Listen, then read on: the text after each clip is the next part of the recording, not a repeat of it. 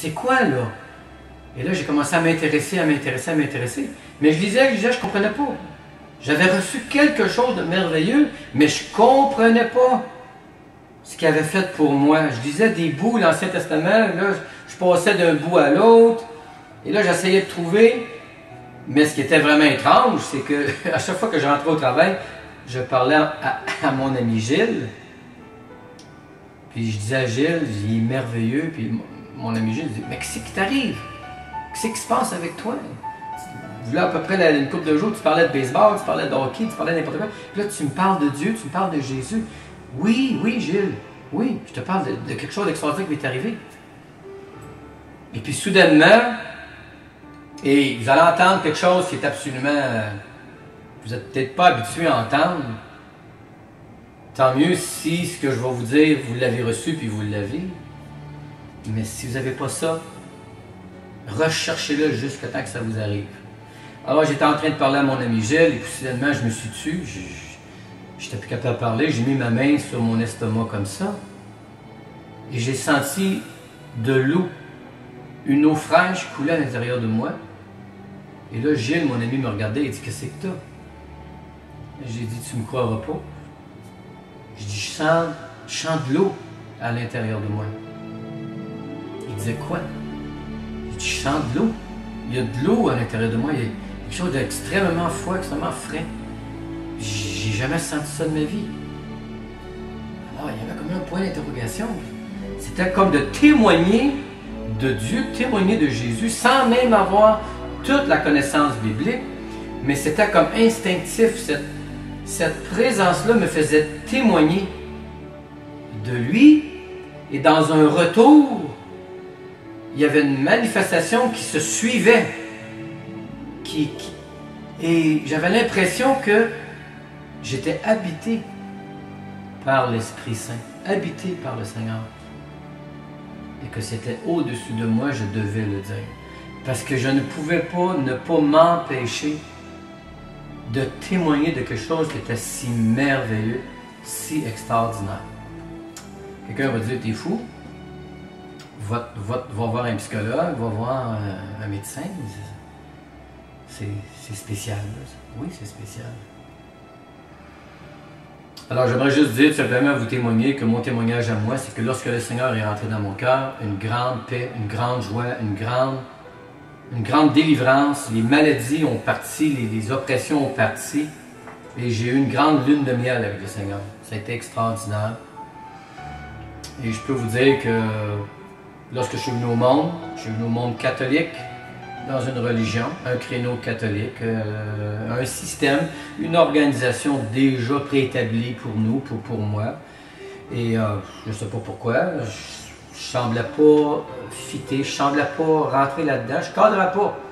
Je trouvais ça curieux, puis je me souviens qu'à ma première communion, on donnait un hostie, c'était la première communion, et puis on me l'a mis dans la bouche.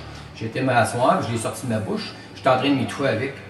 Alors je l'ai sorti de mon palais, puis je l'ai mis en avant de moi. J'espère que je n'offusquais pas personne, mais ça a été mon premier réflexe d'un enfant, qu'on lui donne quelque chose, et pour moi, c'était un corps étranger.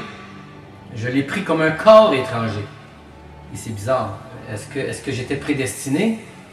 Je n'irai pas jusque-là, mais c'est étrange qu'aujourd'hui, bon, j'ai passé par une nouvelle naissance. Et soudainement, il y a eu des gens qui sont venus chez moi, des témoins de Jéhovah, des mormons, des baptistes aussi, même des chrétiens et des pentecôtistes. Il n'y a rien qui se passait, mais je trouvais ça beau. Je disais, c'est merveilleux, c'est beau, je suis content pour vous autres. Mais pour moi, c'était, oui, j'y crois, il doit être là, certain, mais sans jamais avoir une vraie certitude. Et soudainement, la maladie est rentrée dans ma vie, le péché est rentré dans ma vie, la fatigue est rentrée dans ma vie, les symptômes et l'oppression et ainsi de suite. Et soudainement, à l'âge de 22 ans, le Seigneur me dit, si tu ne me suis pas, si tu n'es pas bouillant pour moi, je vais te vomir de ma bouche. Un jour, quand je vais te rencontrer, je vais te dire, non, je ne te connais pas. Et ça m'a vraiment frustré, ça m'a vraiment choqué. J'ai vraiment pas aimé ça. J'ai pas aimé ça. Alors, j'étais devant Dieu, je lui ai parlé, j'ai ouvert mon cœur, il est rentré dans mon cœur, j'ai témoigné du Seigneur Jésus, et des fleuves d'eau vive ont coulé à l'intérieur de moi, et la vie est rentrée. C'est à peu près comme si je vous dirais, toute plante a besoin d'eau, tout homme a besoin de la vie, et Jésus est la vie. Il est le seul chemin, la vérité et la vie. Nul ne va à Dieu que par lui. Alors à ce moment-là, on devient un témoin vivant pour Dieu. Un témoin vivant pour Dieu. Dieu cherche des témoins pour témoigner de sa grandeur et de sa grâce, pour témoigner qu'il est le bon Dieu. Il faut tomber sur le bon Dieu. On peut dire que la qualité de Dieu, c'est d'être bon, mais on peut faire une sélection de dieux. Aujourd'hui, il y a plusieurs dieux, on peut se choisir beaucoup de dieux. Aujourd'hui, l'homme peut avoir beaucoup de dieux. Mais as-tu le bon Dieu? As-tu le bon? Alors, Dieu dit qu'il y a une seule porte. Jésus est la porte des brebis. Et lorsque le Seigneur il m'a confronté, parce que si j'avais été il y a 2000 ans, puis si j'avais été devant lui, il m'aurait sûrement dit quelque chose qui m'aurait peut-être peiné, peut-être choqué, peut-être attristé, peut-être je ne sais pas. Mais Jésus avait la façon de dire les choses qui touchaient, qui renversaient. Il a même dit à quelqu'un à un moment donné, la personne il dit, je suis bien prête à te suivre, mais il dit, je peux-tu aller enterrer mon père? Le Seigneur a juste dit, regarde, laisse les morts, laisse eux autres enterrer les morts. Toi, viens, suis-moi. Ouf, c'est dur à prendre ça. Comment ça se fait que lui, il dit des choses, puis c'est comme, il nous dit, suis-moi, au prix de. Tu veux la vie? Tu veux la vie? Suis-moi. Oui, mais j'ai ça à faire. Non, suis-moi. Oui, mais je suis occupé. Non, suis-moi. Oui, mais je m'en vais dans cette direction-là. Moi, je veux devenir très grand. Je veux le plus grand des diplômes, puis je veux réussir dans cette... Non, suis-moi. Viens et suis-moi. Et à la grande surprise des gens, il y a bien des gens qui ont suivi Jésus, qui ont expérimenté des miracles, qui on essaie aujourd'hui de faire croire aux gens que c'est scientifique, que c'est biologique, que c'est chimique, que c'est psychologique. Alors voyez-vous, c'est que la vie est déjà un mystère. Et que déjà l'homme, avec ses microscopes et ses télescopes, quand même qu'il cherche, parce qu'on cherche, mais plus qu'on cherche, moins on trouve. Plus on trouve, pire c'est. Et pourtant, il y a quelqu'un qui est venu, il a pris de la boue et du crachat, il a mis ça dans ses mains, il a mis ça dans les yeux de l'aveugle, ça l'a empiré. Il a pris quelque chose pour empirer le problème. Mais ce qui est bizarre, c'est que ça l'a guéri. On dirait que le Seigneur il a le don, des fois, de prendre des situations dures, difficiles, puis il dit, tu vas guérir comme ça.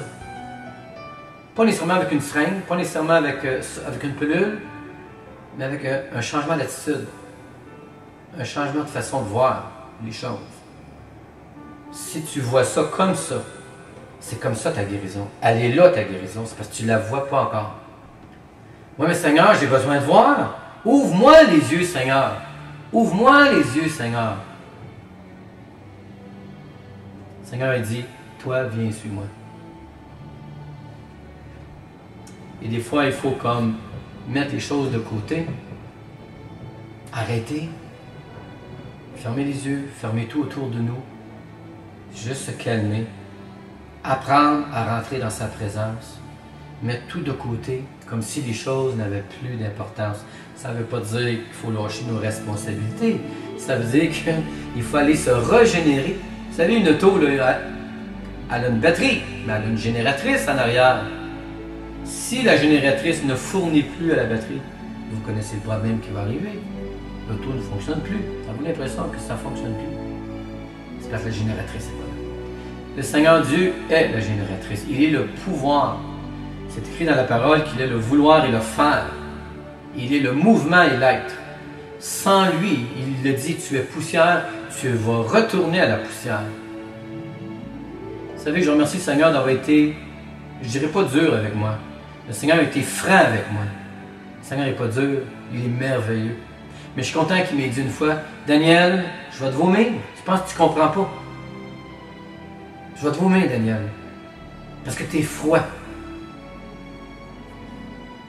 t'es pas bouillant pour moi. T'es tiède. T'es tiède, t'es entre les deux. Tu crois en moi, mais t'es pas prête à faire le pas.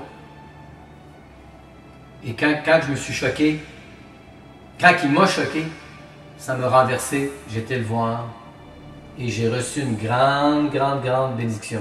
Tout ce temps-là, c'est parce qu'il voulait juste que je lui parle et lui, il voulait déverser sur moi une grande bénédiction. Alors, c'était la capsule de mon témoignage.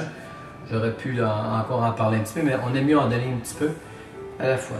Je vais terminer avec, vous savez, c'est écrit dans la parole que l'homme ne vivra pas de pain seulement, mais de toute parole qui sort de la bouche de Dieu. Passez une excellente soirée. Bye bye tout le monde.